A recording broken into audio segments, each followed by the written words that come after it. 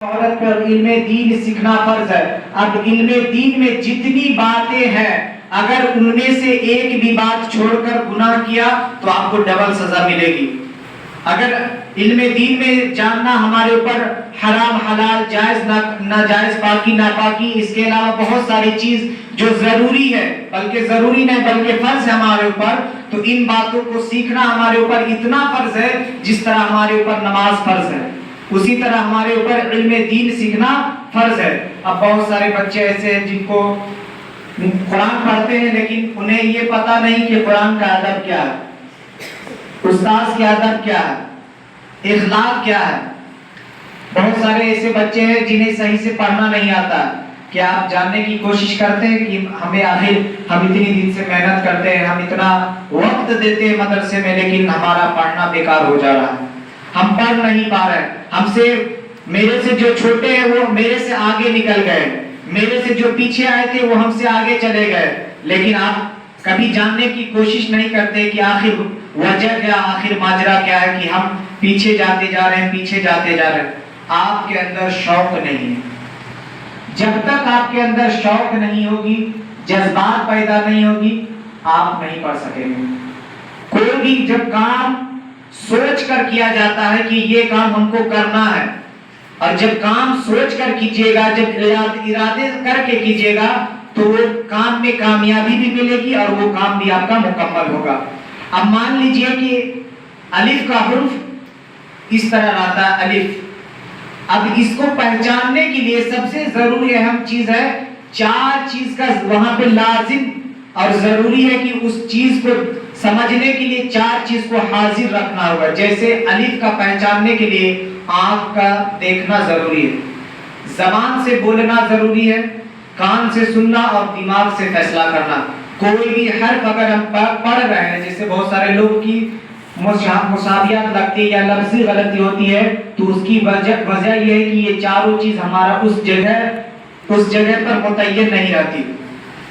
اگر کوئی بھی حرف اگر ہم پڑھ رہے ہیں تو اس چار چیز کو وہاں پر ذہن حاضر کر کے رکھیں کہ الف کا حرف جو ہے وہ اوپر سیدھا کھڑا ہے کہ با کا شکل میں ہے کہ تا کا شکل میں ہے کہ جیم کی شکل میں ہے۔ یہ چیز کا سمجھنے کے لیے وہ چار چیز آپ کا وہاں پہ حاضر رکھنا ہے۔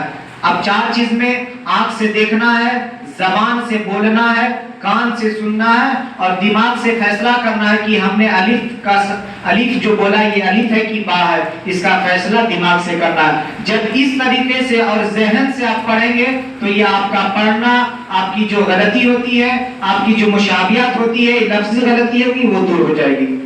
اور اس کے بعد جب آپ ذہن سے پڑھیں گے، کوئی چیز دل سے کریں گے تو وہ دل سے کرنا آپ کا کامیاب ہو جاتا ہے۔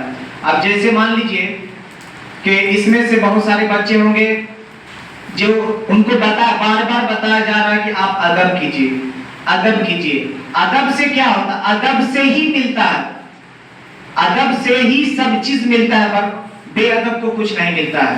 اگر ادب سے آپ قرآن کے سامنے جائیں گے، ادب سے قرآن چھوئیں گے، بہت سارے بچے ایسے ہیں کہ استنجا کرتے ہیں اور بے وضو کر قرآن چھو لیتے ہیں۔ تو یاد رکھیں، جتنی مرتبہ آپ بے وضو قرآن چھوئیں گے آپ کو پڑھنے کی یادداشت میں کمی پیدا ہو جائے گی۔ بہت سارے ایسے بچے ہیں جو گندی جگہ تھوکتے ہیں، تھوکنے سے ذہن کمزور ہوتی ہے۔ یاد رکھیں، ہاتھ میں لکھنے سے، ہاتھ میں آپ لوگ قلم سے لکھتے ہیں، ہاتھ میں لکھنے بھی منع کیا گیا۔ ہاتھ میں اگر لکھتے ہیں تو ہاتھ میں لکھنے کی وجہ سے آپ کی ذہن میں کمزوری پیدا ہوتی ہے۔ اسی لیے آپ وہ کام نہ کریں جس سے آپ کا نقصان ہو۔ آپ اپنے ماں باپ کو چھوڑ کے آئے ہیں، اپنے گھر والوں کو چھوڑ کے آئے، اپنے رشتہ دار کو چھوڑ کے آئے، یہ مقصد ایک مقصد کے تحت آئے کہ ہمیں یہاں کچھ سیکھنا ہے۔ آپ جس جگہ بیٹھتے وہاں گندگی پھیلاتے ہیں، وہاں گندگی نہیں، بلکہ میرے استاد بتاتے ہیں کہ جس جگہ بیٹھو اور ایک جگہ متعین رکھو کہ ہمیں اس جگہ سے کچھ حاصل کر کے اٹھنا ہے۔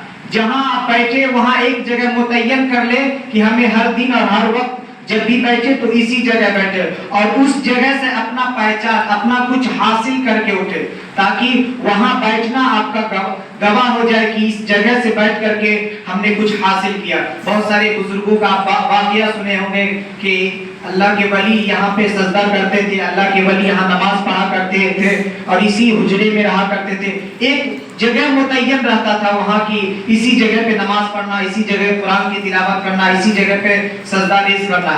لیکن آپ لوگ کیا کرتے ہیں, آپ لوگ جب بھی آتے ہیں بے ادب قرآن کو چھوتے ہیں, بے وضو قرآن چھو دیتے ہیں. دل میں شوق نہیں ہے. جب تک کہ آپ اپنے اندر دل میں شوق جذبات نہیں رکھیں گے آپ علم نہیں سیکھ سکتے. آپ سب سے پہلے آپ کو سب سے اہم ضروری ہے کہ آپ کی زبان پہ مٹھاس پیدا لانا ہوگا. آپ بہت سارے غلطی ایسی کرتے ہیں جس کی وجہ سے آپ کے سینے میں جو قرآن ہے وہ دور ہوتا جا رہا ہے.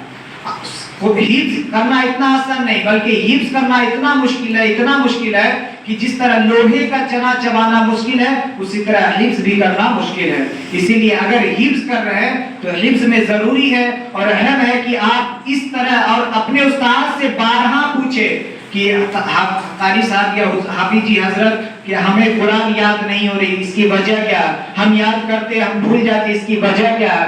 ہم جو یاد کر لیتے ہیں 2 دن 4 دن پڑھتے ہیں اس کے بعد بھول جاتے, اس کی وجہ.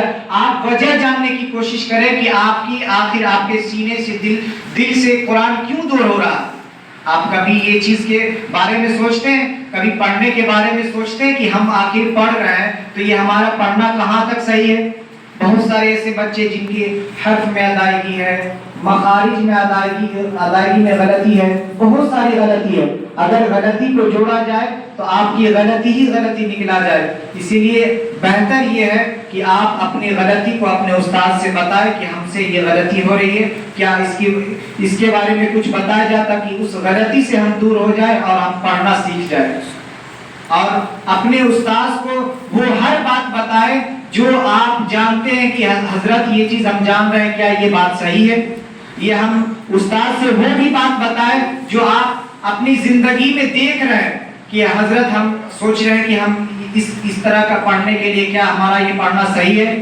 اگر آپ کو پڑھنا نہیں آتا تو وہ سیکھنے, کیونکہ آپ یہاں سیکھنے کے لیے آئے, اور جب تک آپ سیکھیں گے نہیں, جب تک آپ اس بات پر عمل نہیں کریں گے, اپنے استاد سے مشورہ نہیں کریں گے, تب تک آپ نہیں پڑھ سکیں گے. اسی لیے بارہا ہمیں یہ ہر